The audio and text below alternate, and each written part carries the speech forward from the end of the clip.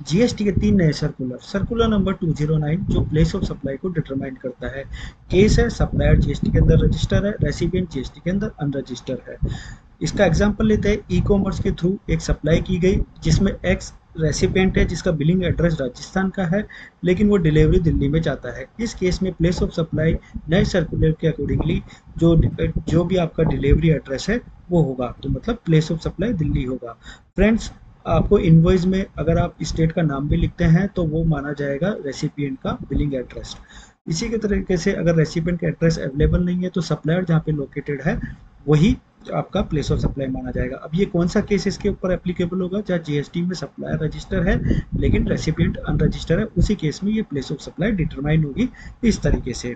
Circular number 210 जो RCM अगर received हो रहा है फॉरेन एंटिटी के थ्रू डोमेस्टिक एंट्री को, तो आरसीएम कैसे अप्लाई होगा। इसका example X Y Z register है जीएसटी के अंदर इंडिया में। ए बी सी एक फॉरेन कंपनी है।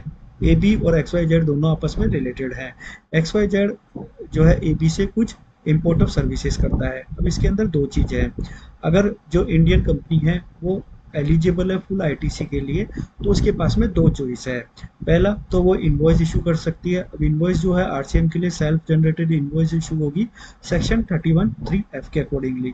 इनवॉइस इशू करती है और उसमें जो भी वैल्यू लिखती है वो ओपन मार्केट वैल्यू मानी जाएगी। अगेन मैं बोलता हूँ, कौन सी, जब इंडियन कंपनी फुल आईटीसी के लिए एलिजिबल है तो वो जब भी इनवॉइस इशू करेगी उसमें जो भी वैल्यू डाली जाएगी, 1 रुपये भी डाली जाएगी तो ओपन मार्केट वैल्यू मानी जाएगी और उसी को उसको आरसीएम देना है। उसके बाद दूसरा भी ऑप्शन है कि वो इनवॉइस इशू नहीं करे तो उस केस में जो है नील ओपन मार्केट वैल्यू मानी जाएगी और उसको कोई आरसीएम पे नहीं करना है। लेकिन ध्यान रखिए, कौन से केस में, जहाँ पर इंडियन कंपनी फुल आईटीसी के लिए एलिजिबल है तभी ये कंडीशन अप्लाई होगी। सर्कुलर नंबर 213 बोलता है कि ईसॉप अगर मिलता है तो कोई जीएसटी नहीं होगा। एग्जाम्पल, एक फॉरेन कंपनी है, उस फॉरेन कंपनी की एक इंडियन डोमेस्टिक कंपनी है। अब ये फॉरेन कंपनी क्या करती है, इंडियन डोमेस्टिक कंपनी के एम्प्लॉय को कुछ शेयर्स इशू करती है। इसके ऊपर कोई भी जीएसटी एप्लीकेबल नहीं होगा। फ्रेंड्स, जो ये इंडियन डोमेस्टिक कंपनी है, जो शेयर्स इसके एम्प्लॉय को मिले हैं उसकी मार्केट वैल्यू का के अकॉर्डिंगली फॉरेन कंपनी को वापस से रिम्बर्स करती है।